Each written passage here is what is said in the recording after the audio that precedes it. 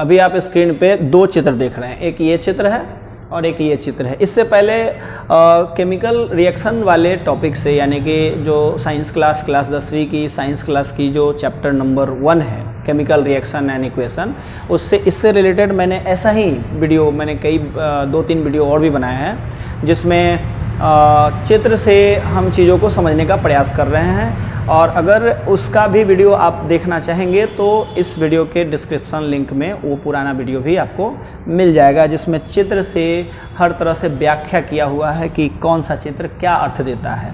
ये class 10th की chapter number 1 से रिलेटेड है। क्लास 10th का चैप्टर नंबर 1 जब आप खोलेंगे तो उसमें चैप्टर मिलेगा केमिकल रिएक्शन एंड इक्वेशन, उसी से लिया गया ये चित्र और ये भी चित्र है।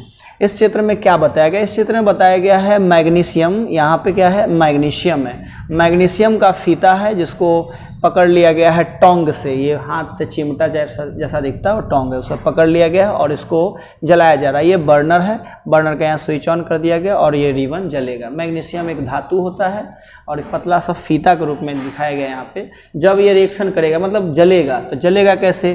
तो मतलब बर्नर से जलाया जा रहा है और आसपास में क्या होगा? वातावरण का ऑक्सीजन मिलेगा। तो ऑक्सीजन की उपस्थिति में मैग्नीशियम रिबन को क्या किया जा रहा है? जलाया जा रहा है। तो ये जल जाएगा। क्या होगा? जल जाएगा। तो जल जाने के बाद ना राख बचेगा। जल जाने के बाद क्या बचेगा? राख। और राख जो है वो कहलाएगा मैग्नीशियम ऑक्साइड। किसी भी चीज़ को जलाने के बाद जो राख बचता है वो उसका ऑक्साइड कहलाता है।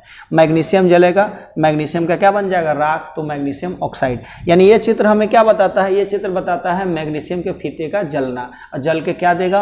राख देगा। राख का सूत्र क्या है? MgO, magnesium oxide. इसका फॉर्मूला कैसे बनेगा? इसका इक्वेशन कैसे बनेगा? तो देखिए ये मैग्नीशियम है, तो मैग्नीशियम को हम क्या बोलते हैं? Mg। मैग्नीशियम क्या बोलते हैं? Mg। और हम जलाएंगे किसके उपस्थिति में? ऑक्सीजन की उपस्थिति में, तो O2।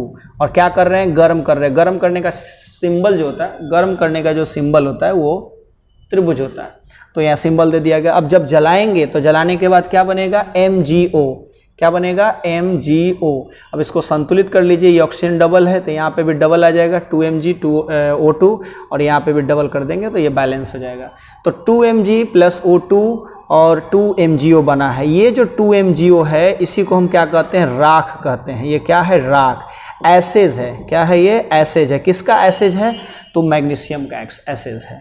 चलिए अब समझते हैं इस चित्र का क्या अर्थ है। तो इस चित्र का क्या अर्थ है? ये चित्र आप ध्यान से देखेंगे तो ये विस्थापन अभिक्रिया यानी कि डिस्प्लेसमेंट रिएक्शन को बताता है। इस चित्र में आप ध्यान से देखेंगे एक स्टैंड है, स्टैंड को कस दिया गया है इस व्यवस्था से, एक कॉर्क से कस दिया गया। कस देने के बाद क्या है? इसके अंदर एक ट्यूब है। क्या है? Test tube. टेस्ट ट्यूब में भर दिया गया है कॉपर सल्फेट का सॉल्यूशन। कॉपर सल्फेट का मतलब होता है कि कॉपर सल्फेट का विलयन, और ये विलयन इसके अंदर डाल दिया गया है। और विलयन में एक रस्सी से, धागे से 2 कील को, मतलब जो लोहे की कील है उसको डाल दिया गया है। कुछ देर छोड़ देने के बाद ये कील, लोहा का जो कील है, कॉपर से रिएक्शन कर लेगा। हम सभी जानते हैं कि कॉपर से अधिक अभिक्रियाशील लोहा होता है, आयरन होता है। तो जब लोहा, यानी लोहा का सूत्र क्या होता है? Fe। लोहा का सूत्र क्या है? Fe। और लोहा रिएक्शन करने जा रहा है किससे?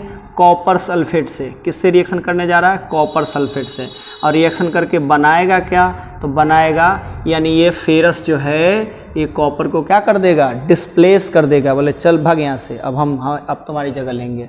तो यहाँ पे है ना जगह ले लेगा कॉपर का, और बनेगा क्या? FeSO4, ferrous sulphate. और इसमें का जो कॉपर है वो बैठ जाएगा। कॉपर क्या हो जाएगा? नीचे की तरफ बैठ। इसका मतलब है ये डिस्प्लेसमेंट रिएक्शन के बारे में चित्र बताता है।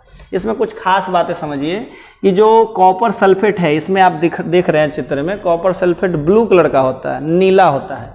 इसलिए इस कॉपर सल्फेट को एक और नाम दिया जाता है नीला थोथा।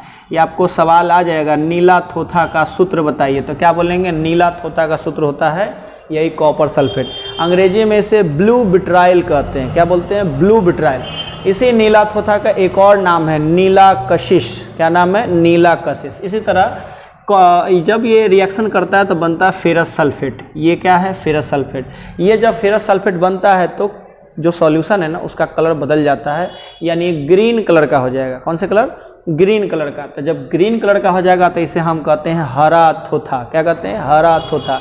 और इसी का एक और नाम है हरा कशिश। इसी का एक और नाम क्या है? हरा कशिश। ये हरा कशिश या हरा थोथा कहते हैं, और इसे अंग्रेजी में ग्रीन विट्रॉयल कहते हैं। यानी ये किस तरह का अभिक्रिया दिखाता है? Single displacement reaction.